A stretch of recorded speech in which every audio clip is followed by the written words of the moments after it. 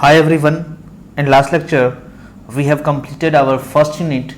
Now we are going to start second unit, that is air pollution. आज हम लोग air pollution start करने वाले हैं। आज इस लेक्चर में हम लोग देखेंगे कि एयर पोल्यूशन क्या होता है, फिर उससे वर्ल्ड वाइड क्या प्रॉब्लम हो रहा है, किस ईयर क्या प्रॉब्लम क्रिएट हुआ है, कौन से टॉप लेवल पर अपने देश में या वर्ल्ड में कौन सा सिटी है जो टॉप लेवल पर अभी है, सबसे ज़्यादा पॉल्यूटेड है।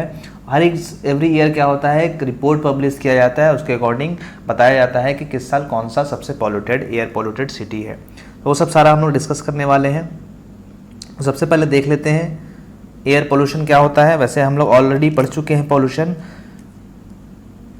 एटमॉस्फेयर में undesirable particle, undesirable substance add हो जाना जो ह्यूमन पे या इन्वायरमेंट पे, सराउंडिंग पे एडवर्स इफेक्ट करता है, हार्मफुल इफेक्ट करता है, उसी को हम लोग बोल देते हैं पॉल्यूशन है। और जो पार्टिकल सब्सटेंस ऐड हो जाता है उस सब्सटेंस को हम लोग पॉल्यूटेंट बोलते हैं। तो ये आप लोग ऑलरेडी जानते हैं। फर्स्ट यूनिट में हमने देखा था, वहाँ पर पॉल्यूशन का डिफिनेशन देखा था।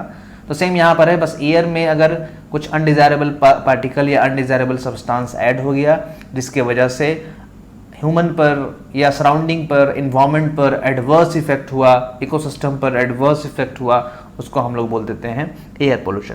अब वो एयर पोल्यूशन ज़्यादातर ह्यूमन एक्टिविटीज़ की वजह से होता है, बट थोड़ा बहुत नेचुरल एक्टिविटी की वजह से भी होता है। वो हम लोग अभी यहाँ पर आगे देखेंगे आगे के लेक्चर में। तो पॉइंट वाइज डिस्कस कर लेते हैं। Air pollution can be defined as introduction of undesirable substances in air which adversely effects the human being and his surrounding. Already हमने बता दिया कि अनडिजायरेबल सब्सटेंस जो इंट्रोड्यूस हो रहा है, जिसका इफेक्ट अनडिजायरेबल इफेक्ट हो रहा है, एडवर्सली इफेक्ट हो रहा है ह्यूमन बीइंग या हिज एनवायरनमेंट पे, उसी को हम लोग बोल देते हैं एयर पोल्यूशन। एयर में अनडिजायरेबल सब्सटेंस ऐड हो रहा है। तो फिर उसी का सेकंड डेफिनेशन है, air pollution refers to the release of pollutants into air that are detrimental to human health. मतलब ह्यूमन हेल्थ के लिए हार्मफुल है, वो पॉल्यूटेंट ऐड हो रहा है एयर में, तो उसको हम लोग एयर पोल्यूशन बोलते हैं। तो क्या होता है कि WHO क्या होता है, सर्वे करता है। 2014 में एक सर्वे हुआ था जिसमें एयर पोल्यूशन की वजह से 2014 में आया था वो रिपोर्ट, लेकिन वो 2012 का सर्वे हुआ था जिसमें पाया गया था कि वर्ल्ड वाइड जो है एयर पोल्यूशन की वजह से अबाउट 7 मिलियन लोग जो हो रहे हैं, मर रहे हैं एयर पोल्यूशन की वजह से। तो वो हम देख लेते हैं। लिखा हुआ according to 2014 WHO report, air pollution in 2012 caused the death of around 7 million people world wide. मतलब आप सोचो कि 7 मिलियन पीपल इससे वर्ल्ड वाइड डेथ हो रहे हैं, मर रहे हैं एयर पोल्यूशन की वजह से। 7 मिलियन, 1 मिलियन में 10 लाख, 7 मिलियन में 70 लाख हर साल, मतलब 2012 में डेथ किए थे। उसके बाद फिर एवरी ईयर रिपोर्ट आने लगा, वो देखते हैं आगे हम लोग डिस्कस करेंगे। आगे पॉइंट वाइज हम लोग डिस्कस कर लेते हैं। फिर 2018 में जिनेवा में WHO ने फिर रिपोर्ट दिया और ये बताया कि every year 7 million people die होने लगे हैं एयर पोल्यूशन से। आप देखो यहाँ पर लिखा हुआ है क्या कि every year 7 million people die every year from the exposure to fine particle in polluted air that lead to disease. Fine particle जो एयर में मौजूद होते हैं उससे every year 7 million people die होने लगे हैं। ये रिपोर्ट WHO ने जिनेवा में एक मीटिंग हुआ था, उसमें रिपोर्ट वो पब्लिश किया है। अब उसके वजह से कौन कौन से डिजीज होते हैं वो आप देख लीजिए। सच एज एग्जाम में आपके आ सकता है, सच एज स्ट्रोक हो गया, हार्ट डिजीज़ हो गया, जो हार्ट स्ट्रोक होता है, स्ट्रोक हो गया या हार्ट डिजीज़ हो गया, या लंग्स कैंसर होता है, या क्रोनिक ऑब्स्ट्रक्टिव पल्मोनरी डिजीज़ होता है, मतलब वो भी लंग्स से ही रिलेटेड होता है। पल्मोनरी मतलब वही सांस लेने से प्रॉब्लम हो गया, लंग्स में प्रॉब्लम हो गया। रेस्पिरेटरी इंफेक्शन इंक्लूडिंग न्यूमोनिया जो होता है वो रेस्पिरेटरी प्रॉब्लम, सांस लेने से ज़्यादातर जो एयर पोल्यूशन की वजह से आपको पता है कि एयर हम लोग ले रहे हैं, इनहेल कर रहे हैं, तो एयर पोल्यूशन की वजह से जो प्रॉब्लम क्रिएट होगा ज़्यादातर लंग्स से रिलेटेड ही प्रॉब्लम क्रिएट होता है। तो वही बोल रहा है, लंग्स कैंसर हो गया या क्रोनिक ऑब्स्ट्रक्टिव पल्मोनरी डिजीज़ होता है। तो ये पल्मोनरी डिजीज़ पूछता है, काउज एग्जाम में पूछ देता है पल्मोनरी डिजीज़ किससे रिलेटेड है, तो आपको एयर पोल्यूशन से आपको बताना है। रेस्पिरेटरी इंस्पेक्शन हो गया, और फिर इंक्लूडिंग न्यूमेनिया भी होने का, न्यूमेनिया जो होता है इसी से चांसेस है कि लंग्स में जो होता है धीरे धीरे वाटर लेवल में कुछ वाटर उसमें आ जाता है, पानी जमा हो जाता है, उसी को हम न्यूमोनिया बोलते हैं।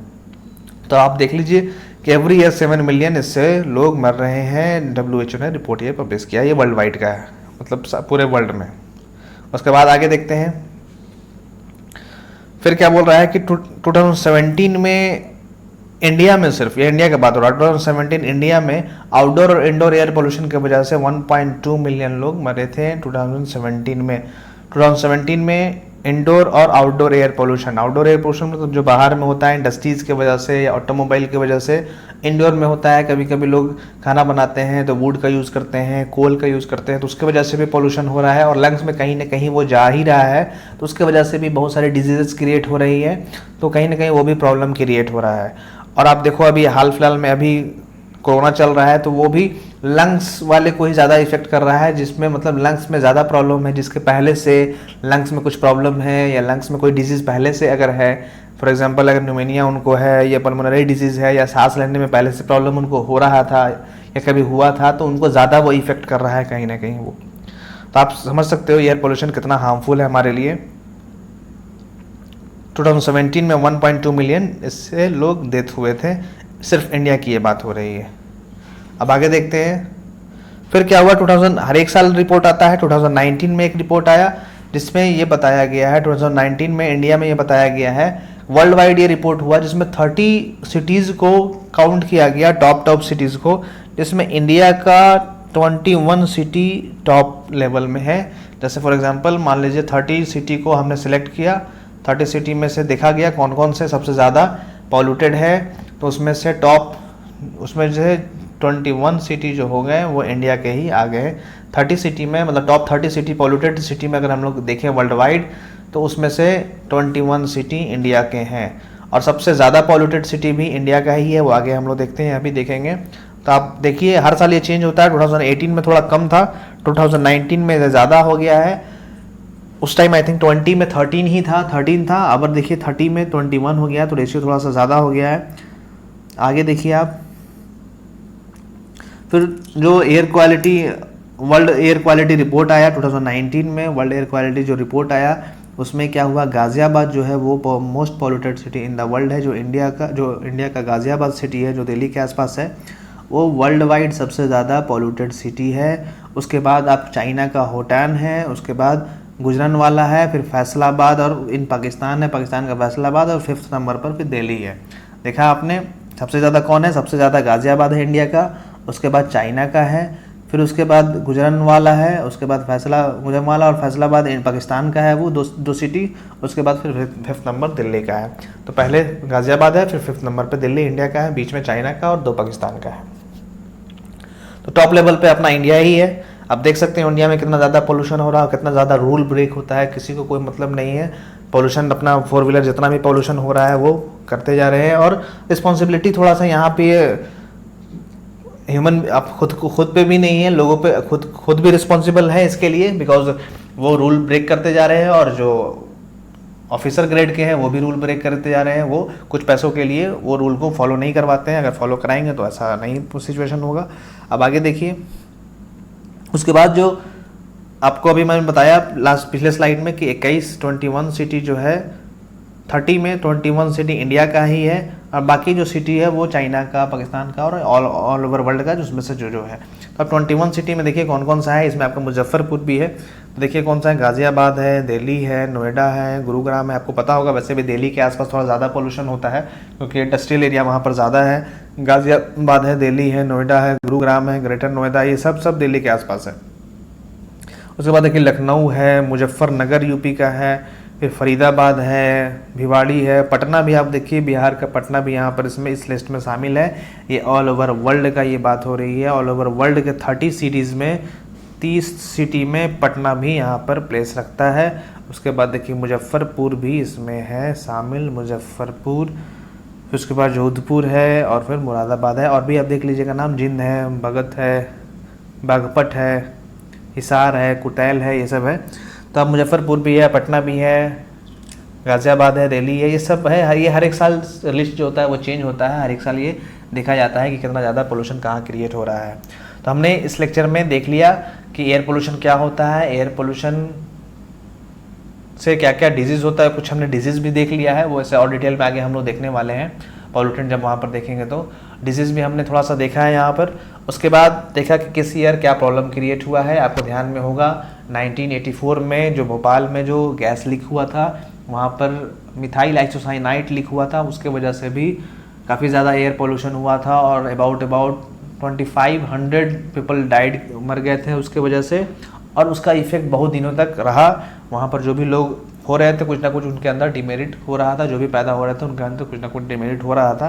तो काफ़ी दिनों तक उसका इफेक्ट भी रहा एयर पोल्यूशन की वजह से। तो ये हमने यहाँ पर देख लिया और देखा कि अब 30 सिटीज़ जो टॉप के हैं वर्ल्ड वाइड, उसमें 21 सिटी इंडिया का ही उसमें है और बाकी 9 सिटी जो है वो अदर कंट्री का है। तो अपना ज़्यादा एयर पोल्यूशन अपने कंट्री में बहुत ज़्यादा है, इसलिए आप लोगों को थोड़ा खुद से भी, हम लोगों को इंडिविजुअली थोड़ा सा रिस्पॉन्सिबल इसके लिए होना है, तभी कुछ हो पाएगा। अदरवाइज़ सब कुछ अगर सोचेंगे कि गवर्नमेंट करे तो पॉसिबल नहीं है। आज का लेक्चर यहीं पे स्टॉप करते हैं। उसके बाद नेक्स्ट लेक्चर में हम लोग सोर्सेज ऑफ एयर पोल्यूशन देखेंगे कि एयर पोल्यूशन का क्या क्या सोर्स है, वो हम लोग नेक्स्ट लेक्चर में देख लेते हैं। तो वीडियो को देखने के लिए thank you so much. Video को देखने के बाद लाइक और शेयर ज़रूर कीजिएगा और चैनल को सब्सक्राइब भी ज़रूर कीजिएगा। और इससे रिलेटेड जो डाउट होगा वो आप फेसबुक पेज पर भी पूछ सकते हैं, वहाँ पर भी मैसेज का ऑप्शन दिया गया है, आप पूछ सकते हैं। और टेलीग्राम ऐप डाउनलोड करके इंजीनियर सदा ग्रुप ज्वाइन कर लीजिएगा, लिंक डिस्क्रिप्शन में आपको प्रोवाइड किया हुआ है, वहाँ पर से उस लिंक से आप इसको ज्वाइन कर सकते हैं। जो भी डाउट होगा आप टेलीग्राम पर भी मैसेज करके पूछ सकते हैं। वीडियो को देखने के लिए थैंक यू सो मच।